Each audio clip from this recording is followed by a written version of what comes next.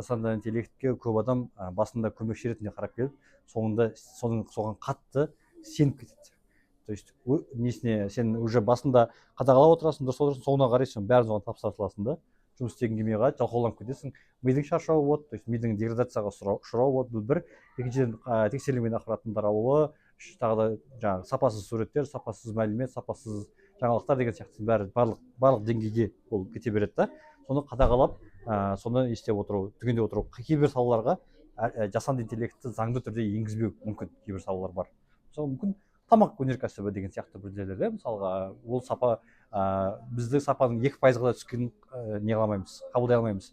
Немесе медицина саласында бір дәрі мысалға 1000-нан 900-і дұрыс дейді деген болмайды бізге, 1000-ның бәрі дұрыс жасау керек. Медицинада ондай қателіктер кешірмейді. Басқа салаларда 90%-ға дұрыс болса, искусственный интеллект көбінесе 90%-ға жұмыс жасайды, 10%-ы қолмен істейсің. Вот сондай дәрежеге келгенде ғана, то есть жасанды интеллекттің қай жерде қолданылуын білу, қай жерде оны шектеу керек екенін білу үшін мүмкін оны заңнамаларды орналастыру үшін бізге министрлік керек болуы әбден мүмкін. Ал этикалық мәселелерін қалай шешеміз осы? Басқа біреудің суреттерін қолдану, солардың Инстаграмнан алып өзінің қасына қойып қою, мысалы Джекичанның қасына қойып сурет кетіп жатқандар, президент қойып кетіп жатқандар. Иә. Мысалы соларды қалай шешеміз? Бұл енді заңгерлерге қойған сұрақ деп ойлаймын. Мен бұл жерде әзірге бұл туралы әлемде спор көп, ситуация көп. Жаңағы Disney сотқа беріп жатыр, жаңағы нелерді, ChatGPT сияқты компанияларда біздің суретті, біздің стильді сендер пайдаланып жатсыңдар деп.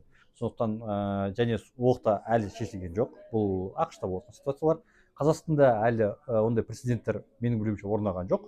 Бірақ бұл орын алса, бұны именно заң несінде шешілу керек. Бірақ мен бұны қалай екенін мен өзім ойлаймын. Бұл жалпы адамзат үшін ең үлкен сұрақтардың біреуі. Ондай заң жоқ Қазақстанда? Әзірге білмеймін, жоқ сияқты. Менің ойымша жоқ. Жасанды интеллекттің жаңағы сауаттылығы қандай деңгейде ойлайсыз? Жастар арасында, студенттер және оқушылар? Меніңше жеткіліксіз деңгейде, өте нашар деңгейде деп ойлаймын. Біз енді программист ретінде ойлаймыз. Мен қолдансам, айналамдағы адамдар қолданса бәрі қолданып жатыр деп. Бірақ негізінде өңірлерге барып қарағанда, адамдармен жеке сөйлескенде байқаймын, көп адам ChatGPT-ді жай естіген, пайдаланатындар бар, бірақ жаңағындай қалай дұрыс пайдалану керек, қай жерде сену керек, қай жерде сенбеу керек, жаңағы сондайды білмейді. Сосын екіншіден жасанды интеллекттің бере саған жауабын шын деп қабылдайтындар өте көп. Ол өйткені оның шын екенін шын емес екенін білуіміз керек. То есть ол кейде просто сіздің сөзіңізді мақұлдай береді. Сіз не айтсаңыз да сенікі дұрыс деп айта береді. Сондықтан бұл жерде сол мәселені көбісі біле бермейді екен. Жасанды интеллект сұмдық ақылды бір гуру деп ойлайтындар бар екен. Ол бар емес, көп екен.